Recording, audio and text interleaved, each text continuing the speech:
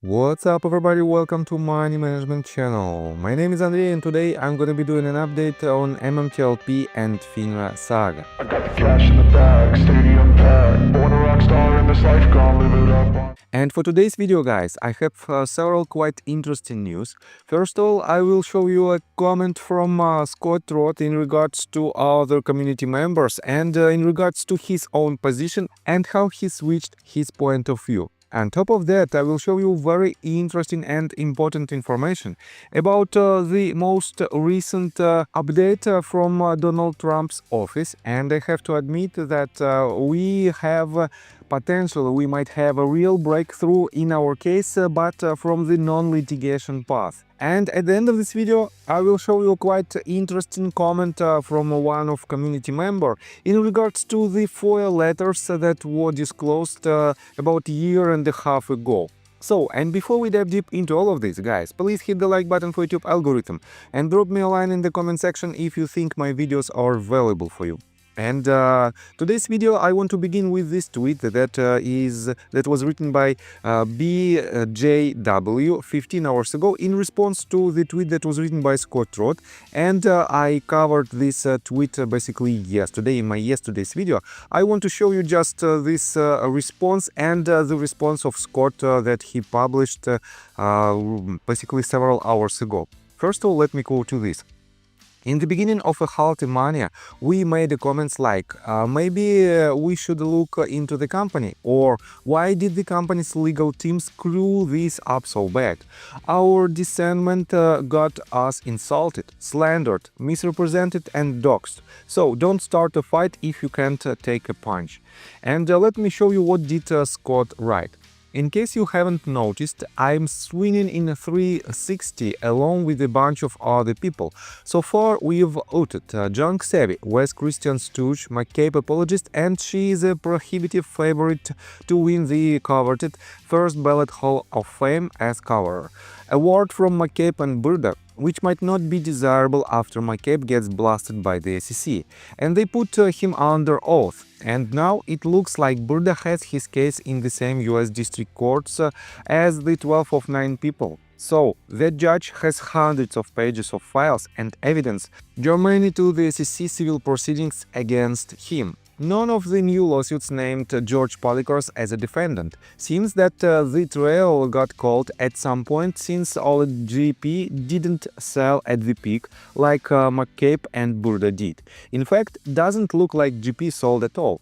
Wannabe radio host of course, but not going to go anywhere when advertisers understand the role she played in protecting pro-fraudsters. The internet is forever, so are people's memories.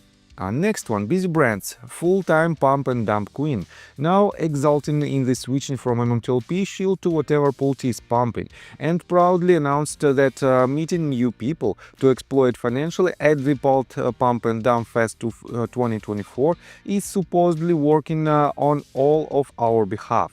And he stated that he will detoy Ollie Scotty Trot, which I find hard to believe because I don't think he can generate that much velocity swinging his pursuit.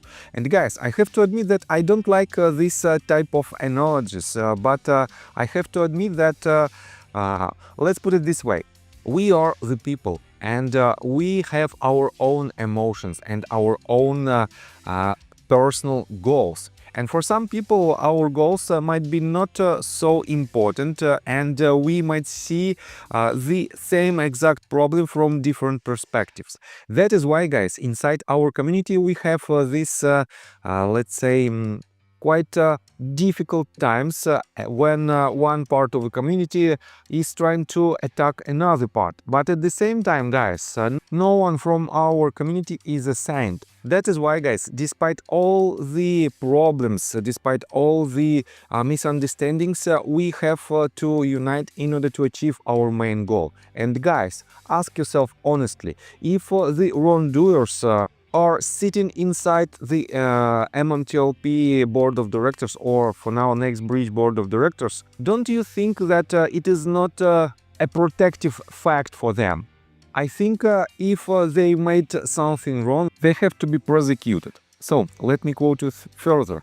Due diligence. 2 months ago, he was actively promoting filing lawsuits that cloned mine everywhere. And now that they are filed, attacking the two women who filed more than anybody else in a tremendous character-defining demonstration, or why only the sub-80 IQ crowd follows him around. Ollie Drew currently has a criminal investigation ongoing into him for attempted cyber crimes and solicitation to commit illegal file access, to include accessing a private Zoom meeting that had active duty US military personnel attending with confidential legal and other information. Yes, due diligence has attracted the attention of JAG for that one and the VTAG too. There is even a criminal case file number. But Drew has a pretty unique history which will be on display shortly in court or otherwise. So, again, guys, everyone has a skeleton in the wardrobe, but I have to admit that despite this fact, if any information from any person inside or outside MMTLP community might help us, so be it.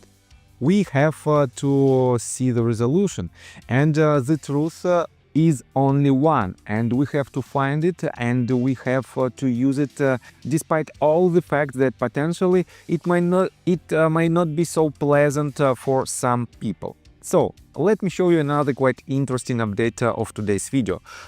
X-Market News wrote this 6 hours ago. Breaking news. Devin Nunes confirms that Congress is currently investigating naked short selling. Devin Nunes said, "We continue to investigate naked shorting. We work closely with Congress. Congress continues to probe, look, and ask questions." And here is the source of his speech. It is a 8:40 timestamp in his interview that was made just 16 hours ago. And I have to admit that for now it becomes even more important. His expressions and his statements became even more important because of this. Let me show you that just several hours ago, Donald Trump wrote this. "I am pleased to announce that I will appoint Truth Social CEO Devin Nunes as chairman of the President's Intelligence Advisory Board, which consists of distinguished citizens from outside of the federal government. While continuing his leadership of Trump Media and Technology Group, Devin will draw on his experience as former chairman of the House Intelligence Committee and his key role in exposing the Russia hoax to provide me with independent assessments of the effectiveness and propriety of the US intelligence community's activities. Congratulations, Devin." And guys, why you might wonder why it is so important for MMTLP community. And let me remind you, wait a second, I will show you this letter. And basically, you probably know that on April 23rd of this year, Devin Nunes wrote a letter to four chairmen of committees, committees of financial U.S. House of Representatives, and he added this attachment. He attached basically our letter that was written on December 22nd of 2023. And that was addressed to Gary Gensler and Robert Cook, and that was signed by 74 members of Congress. And let me show you this. Christian Shaughnessy wrote, "Get the popcorn. Remember when Ken Griffin's Citadel Securities called Nunes a loser 8 months ago? Because Nunes accused Citadel Securities, Virtu, Jane Street, and other firms of naked short selling DGT in a letter to congressional leaders. Well, today we learned that Devin Nunes is going to lead President Trump's Intelligence Advisory Board. Can't imagine Nunes forgot Citadel's statement about him. Devin Nunes is a proverbial loser who tries to blame naked short selling for his falling stock price." This spokesperson for Citadel, one of the world's largest hedge funds, said. Nunes is exactly the type of person Donald Trump would have fired on The Apprentice. If he worked for Citadel Securities, we would fire him, as ability and integrity are at the center of everything we do. the spokesperson added. And Virtu Financial CEO should hope Nunes overlooks his comment too. And she added several links to her tweets where she explains and she shows the expressions from Ken Griffin and Doug Sifu in regards to Devin Nunes' actions and in regards to his personality. On top of that, guys, take a look right here. Junk City also posted pretty much the same tweet. Citadel Securities, why hid my post? Hide this. Do you think Donald Trump does not know you MFers are naked shorting his stock? He knows. How about Ken Griffin using those ill-gotten gains to interfere in an election? He knows. Now Devin Nunes joins the team. He definitely knows. And she also added another letter that was written on June the 4th of this year. And let me quote you this. It was written by Devin Nunes. And let me quote you just a couple of paragraphs. I write today to inform you that these acute anomalies appear to be growing even more severe. And he's talking about the naked short positions on DJT stock. New data from Securities and Exchange Commission for May from 1 to 15 reveal that FTDs for DJT remain shockingly high. FTDs exceeded 1 million shares on 7 of the 10 trading days covered by the data, and on 3 of those days, May 2nd, May 3rd and May 6th, they exceeded 2 million shares. And he added the list of companies who potentially nakedly shorted DJT stock. And guys, guess what? Citadel Securities is the first one, Virtu Americas is the second one. And we have quite familiar names in this list. And guys, all of these companies potentially might be involved in this huge naked shorting scheme that is happening right now on the US stock market. That is why, guys, I think within next several months from non-litigation path of our fight, we might also see quite impressive breakthrough. And that is why, guys, I told you multiple times, we shouldn't underestimate any potential paths to the resolution. No one knows which one will succeed, which one will be the most successful, I would say, and on which path we have to focus our efforts. Guys, we have so many people inside our community and we can split our efforts and we can basically achieve any possible goals that we might even imagine.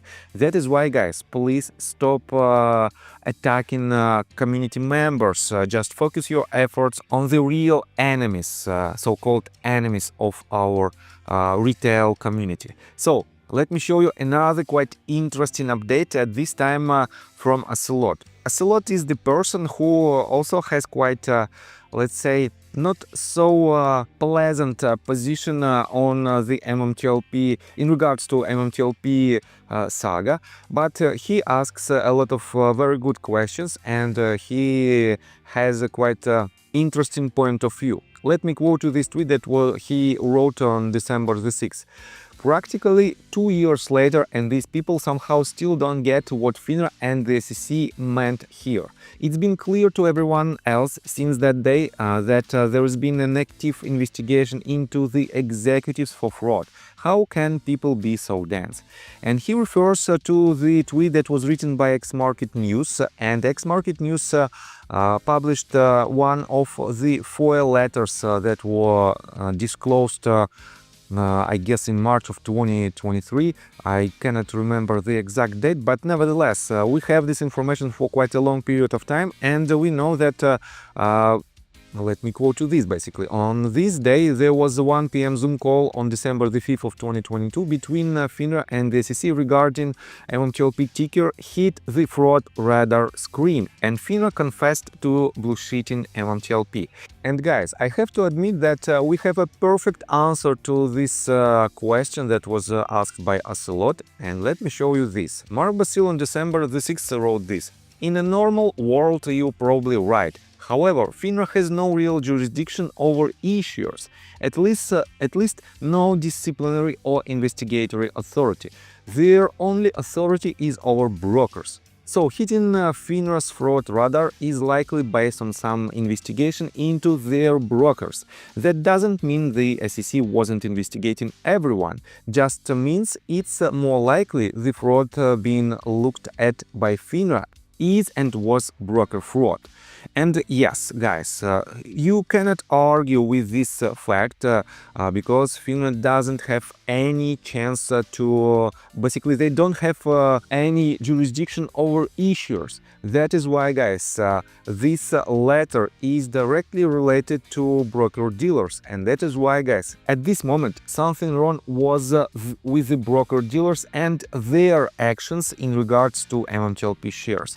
That is why, guys, I think we are on the right path, and guys, day by day we are nearing to the point where we will see this resolution. And I have to admit that the most recent news definitely, slowly but surely, push our case towards this resolution, and we have to be patient and we have to focus our efforts on the main goal, and only in this case we will win this battle.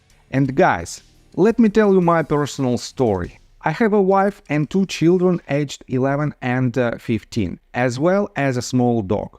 After 30 years of living in Russia near the Baikal Lake, we decided to move. Now we reside in Serbia.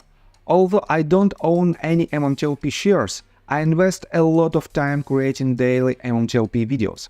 I have been doing this every day without days off and holidays for more than 1.5 years. Now I wish to buy back this time from my family, from my children. We've agreed that I will ask the MMTLP community to support me, and I will give all the money to the children. Therefore, if you believe that I am providing useful content for you and wish to support me, you can join my Patreon account. For $5 a month, I will add your name to my list of supporters if you wish. Thank you in advance. The link you can find in the description below. So, I think that's all information that I want to provide you. If you like my video, please hit the like button and subscribe to my channel, and see you guys and girls next time. Bye! I got the cash in the bag.